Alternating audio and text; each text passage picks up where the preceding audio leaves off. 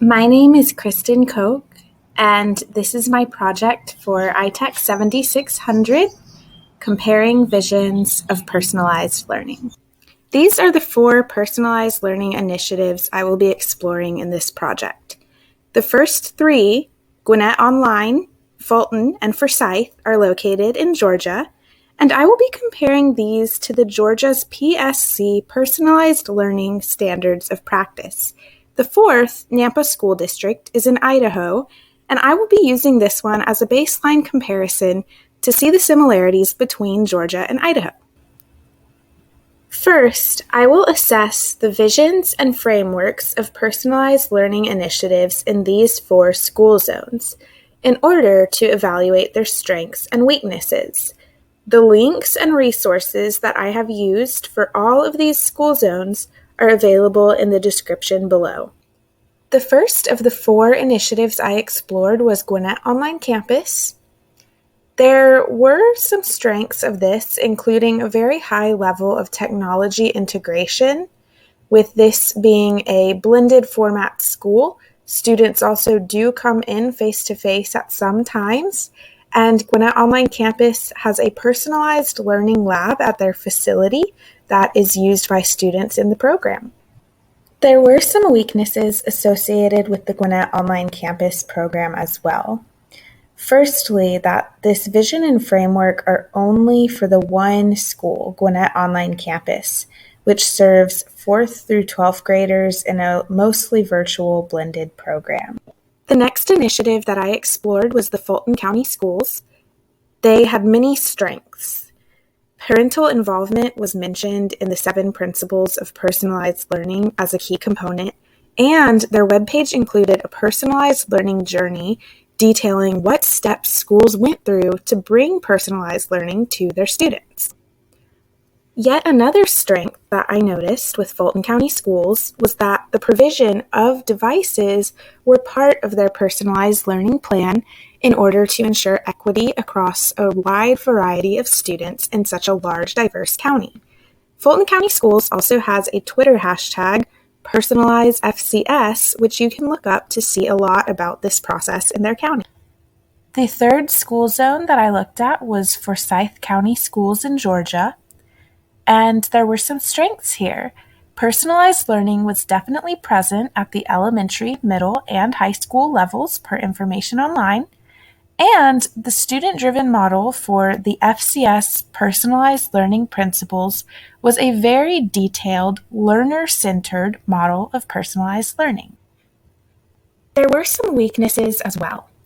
Cohort schools were listed on the personalized learning page, and there does seem to be an imbalance of age levels, with more of the focus being on elementary and maybe less on high school. Also, the role of the teacher, parents, and community members was not explained anywhere within the vision or the framework. The last of the 4 school districts I looked at was the Nampa School District, which is in Idaho. The strengths were that the vision included a student reflection and ownership component, and the goals of the program included relentless educators, a supportive community, and digital tools.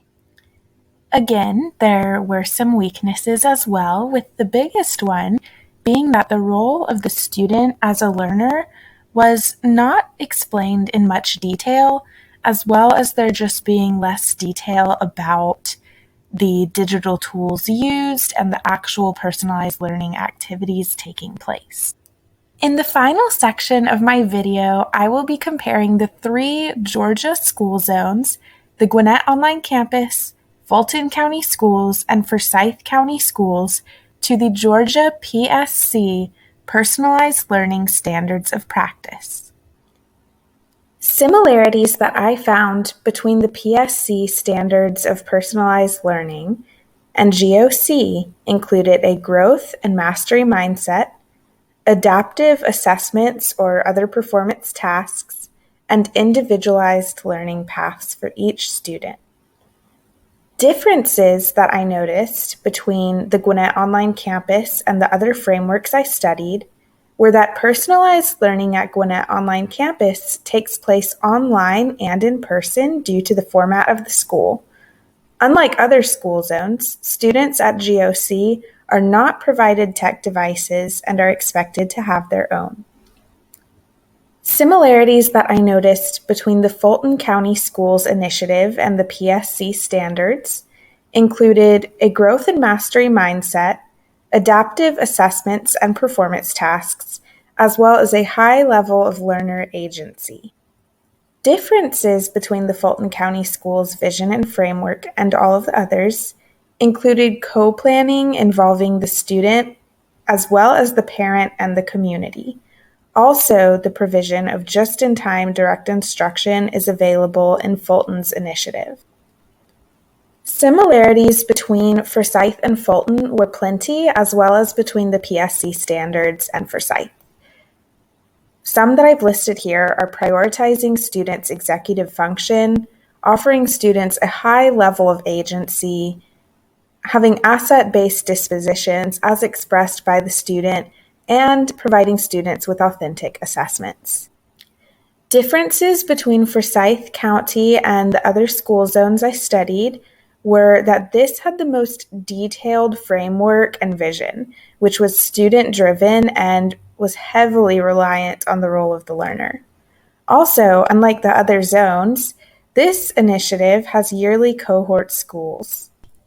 Lastly, I would like to share my own vision of personalized learning based on what I have learned from all of these visions and frameworks that I've studied.